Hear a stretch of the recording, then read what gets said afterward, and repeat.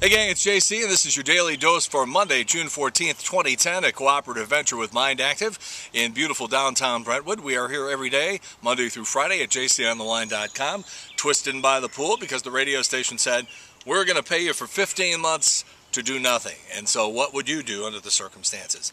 All right, just remember now you can subscribe to iTunes and hear the audio of the Daily Dose on your smartphone. And of course, archives anytime. Hit the menu bar up there at the top of the page and you can watch all the old stuff. All right, let's get to the news. The World Cup. I tried to watch it on Saturday afternoon and I have one word to say. Bzz, bzz. What the hell is that going on during the soccer games? For the entire game. And how do you know when the game is over? I'm going, I don't understand this. They're not explaining anything. I don't get it, folks. I don't get it. But there are 40,000 prostitutes in town for the World Cup, so I guess we have to assume at this point that Charlie Sheen is in town. All right, so you got your athletic director at Mizzou, Mike Alden, and you've got a state of chaos. And it's his job to stand there in between the university and the media and all of the alums and everything like that and explain what's going on. And last night, he doesn't show up. What are you doing? Taking your PR lessons from BP? An economist has put together what he calls a list of the smartest and dumbest American cities. Took the percentage of people with college degrees per square mile in each of these cities and came up with it. St. Louis comes out number 21. New York, Boston, Washington, D.C. number 1, 2, and 3. Kansas City in the bottom 10. Ha! Dell Computers is selling a $200 version of the iPad. Yeah, that's called an iPhone. Okay. U.S. Department of Agriculture says, yeah, we know you got a little baby in there. It's going to be 9 months old in a couple of weeks. Guess what it's going to cost you over the course of 17 years? $222,360 for taking care of the kid for 17 years. 31% of that goes to housing, 17% education and child care, 16% food, 13% transportation, 9% miscellaneous, 8% health care, 6% clothing. No, not if you got a house full of girls that eat 6%.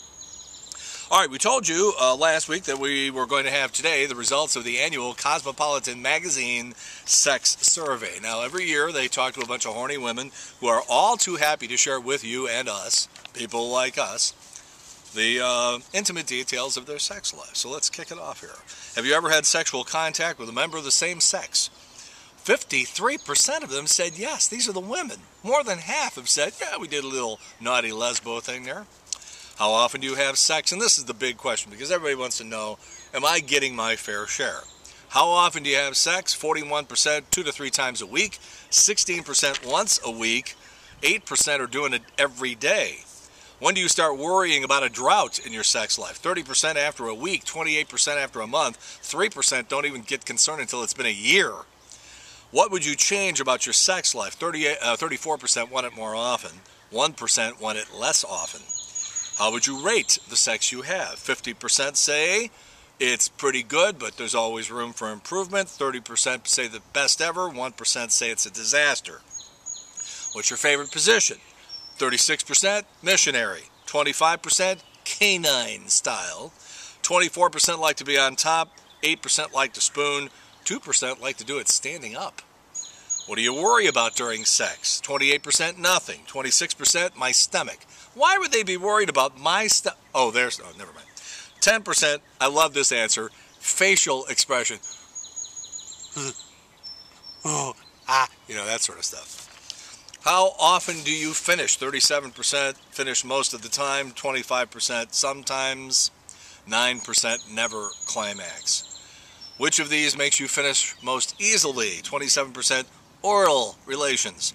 21% the strategic use of their partner's finger. 13% adult toy. Have you ever faked it? 30% yes. 11% do it all the time.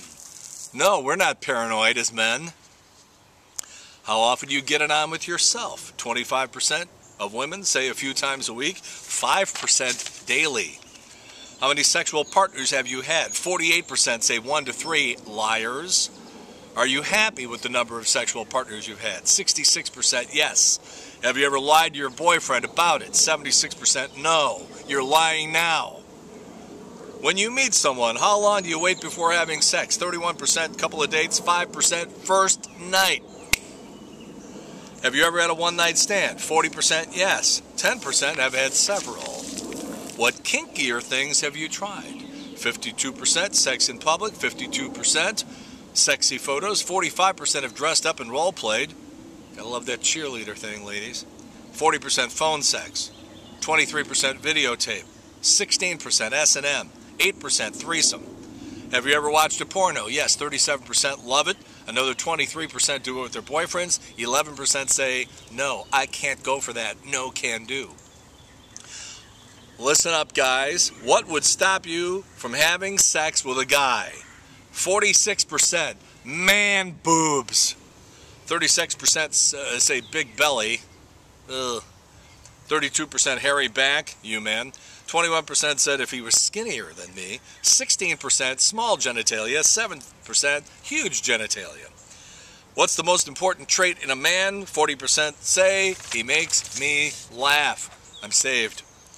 What counts as cheating? I love this answer. 94% full-on sex. That means that 6% believe that having sex with another woman doesn't constitute cheating. Have you cheated? The women say 58%, yeah. Have you ever had an STD? 78% said no, but 13% have never been tested. No. Nothing to be paranoid at all about that answer. All right. TV tonight, Betty White's going to be on The Daily Show with Jon Stewart. That could be worth your time. It's going to be worth mine. 1976 on this date, one of my favorite all-time TV shows, The Gong Show. I was living in Fort Wayne, Indiana in 1976. I'm telling you, it was the only thing that got me through that experience.